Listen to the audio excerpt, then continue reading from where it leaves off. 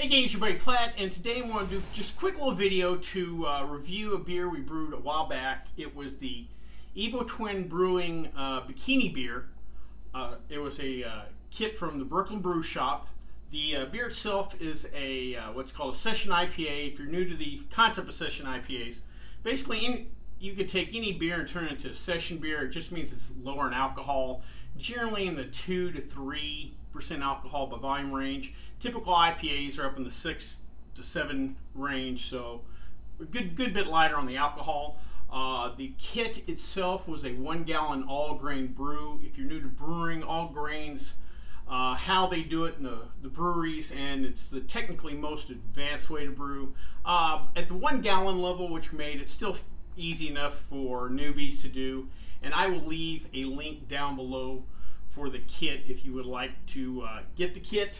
With that being said, let's try the beer out.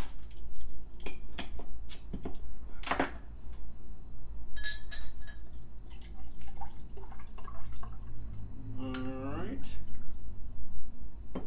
Little hazy. I probably got aggressive with the pour, got a little of the yeast in. Head's kind of thin, but I've got plenty of carbonation on the glass, so it looks carbonation wise like we're good. For a session beer, surprisingly plenty of malt on the nose. Get a little bit of the hops.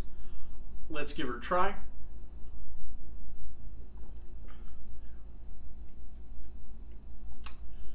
Alright, carbonation is there, even though, like I said, we didn't get much of a head. In full disclosure, and kind of something I would want to talk about, according to the Brooklyn Brew Shop instructions guide, we were supposed to hit 2.9% ABV. Again, a low ABV beer. This is what they call session beer. We came out to around 2.7. For whatever reason, I couldn't get those last couple gravity points. I did several hydrometer readings.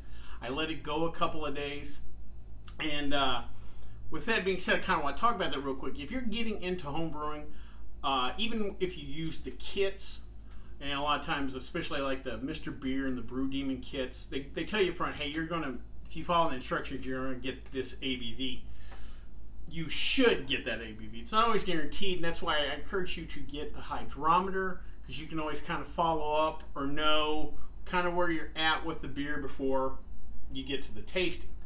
Again, just for whatever reason, I like to let ferment an extra day or two. Just couldn't hit those final gravity points. Went ahead and bottled it and everything. And I can tell in the taste that it didn't fully, what's the term's called attenuate or fully ferment out. And so you'll get a little more of that malt in there. And again, I noted the malt on the nose.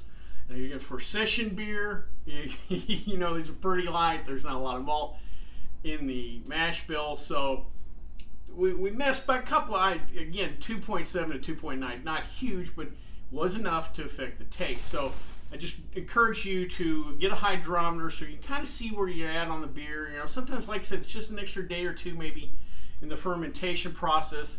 I'm kind of stuck on why that would have been, because temperature-wise, at the time I brewed that beer, it was pretty consistent, not just in the house, but outside.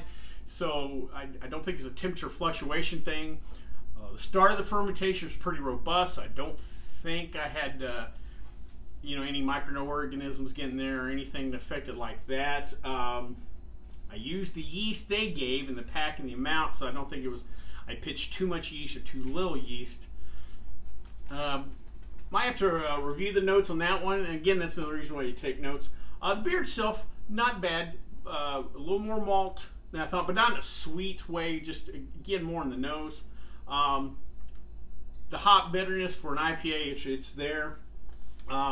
Wasn't much hop on the nose. Overall, turned out a decent beer. It's been a long time since I've had that Bikini beer from Evo Twin. We're off a shade, but these clone brews do a real good job, and there's these kit companies have done a wonderful job lately of some of the other beers. I want to say Stone has a kit for Arrogant Bastard, which is a beer we may review in the future. So you get out there and check those out. I will leave a link down below if you would like to get the Bikini Beer kit that we made, like I said. And I will leave a link at the end of the video so you can see how we brewed this beer. Well, with that being said, I hope you liked this video. And if you did, please like the video because it lets YouTube know we're putting out good content. If you have any questions, comments, concerns, please leave them in the comment section, or you can contact me on the Twitter page. Until next time, bottoms up.